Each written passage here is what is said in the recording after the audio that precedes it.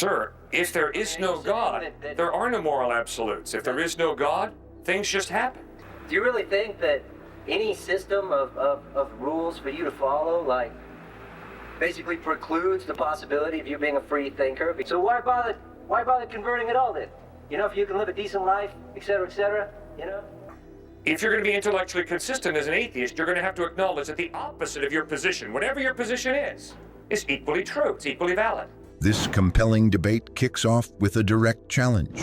Is belief in God and the Bible simply a closed-minded stance? Cliffe candidly admits to daily doubt, but firmly asserts that overwhelming evidence points to God's existence. The discussion then explores whether following religious rules stifles free thought, the purpose of faith if one can live a decent life as an atheist, and the critical question of moral absolutes. Our beliefs are not the same, right? Mm-hmm. But I mean, I'm willing to consider the possibility that I'm wrong. Mm-hmm. I mean, are you willing to consider the possibility that maybe this Bible is, I mean, it's just a bunch of stuff, you know? I mean, a string of words put together by people thousands of years ago before we had, you know, hygiene, modern medicine, electricity, whatever, you know, public education.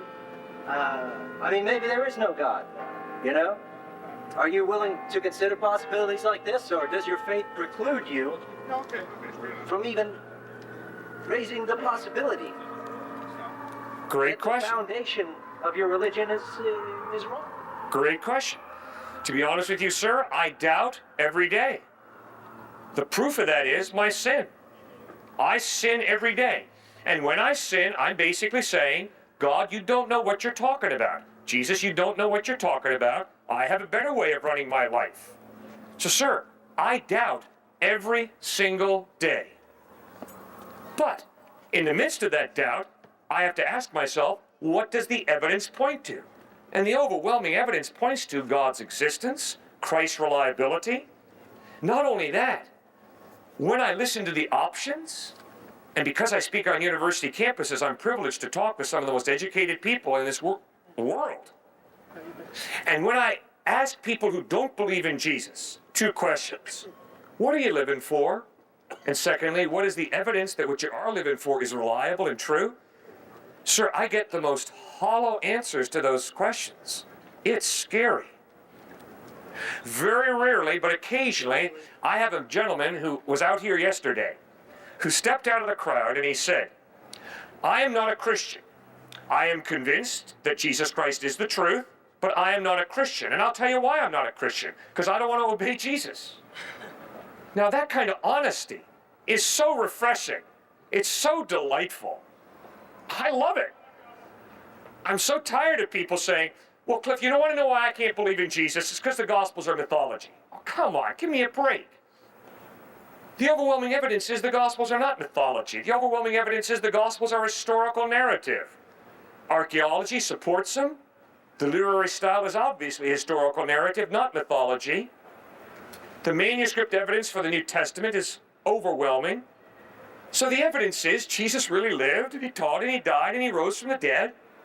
But I got a problem with Jesus. I don't want to obey him. I want to do my own thing. I appreciated that guy's honesty. Do you think deciding you're going to follow all of these rules, and okay, maybe you slip up, you sin, whatever, right? But do you really think that any system of rules for you to follow, like, basically precludes the possibility of you being a free thinker because you have a set of conclusions that are already out there for you? Your whole life is mapped out by this religion, right? And every step that you take on your own, every idea you come up with on your own, that isn't absolutely square in line with those teachings, is not only a step away from God, but a step towards independent thought. Oh, well, let's talk about that quick. There's a little bit of murder and dying happening in Sudan right now. Darfur. Like a genocide is occurring. And there are a lot of starving people all over this world. There are a lot of people dying of AIDS. There are a lot of people who are not getting a very good education. They don't have much career potential. There's a lot of divorce going on. There are a lot of families falling apart right and left. Sir, in light of how much need there is in this world, why do I keep as much for myself and not give more away? I have to existentially struggle through that issue as a follower of Christ.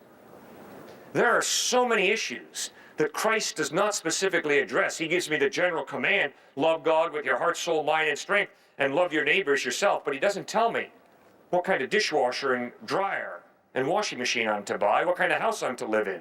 So those are the decisions you're allowed to make for yourself, and everything else is off limits? Oh no, I make all the decisions I make for myself. Question is, who do I trust ultimately? And the overwhelming evidence is that Jesus Christ is far more reliable than I am. Well, do you concede that it's possible to live a decent life without subscribing to all these elements of your religion? Of course it is. You can live a decent life without being a believer in Christ. All of my atheist friends live decent lives. I don't have one atheist friend who's a crook. All of my atheist friends are very altruistic, idealistic people. I respect them highly. So why bother converting at all then? You know, if you can live a decent life, etc., you know? Well, it's real. Why buy the whole package, right? It's real simple.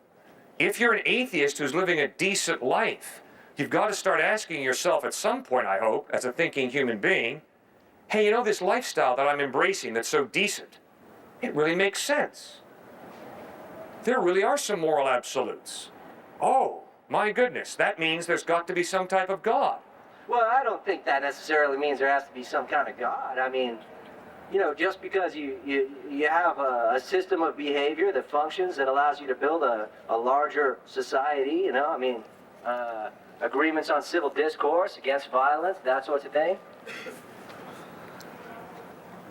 Sir, if there is no God, there are no moral absolutes. If there is no God, things just happen.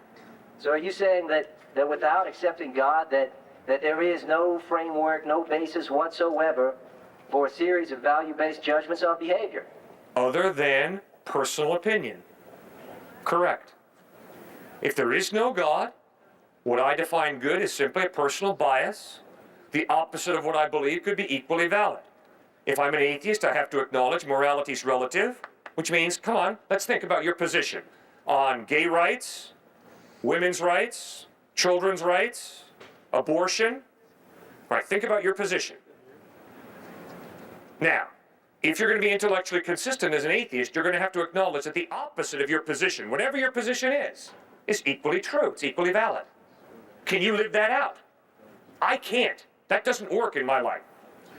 So But it's if the the- way or the highway then?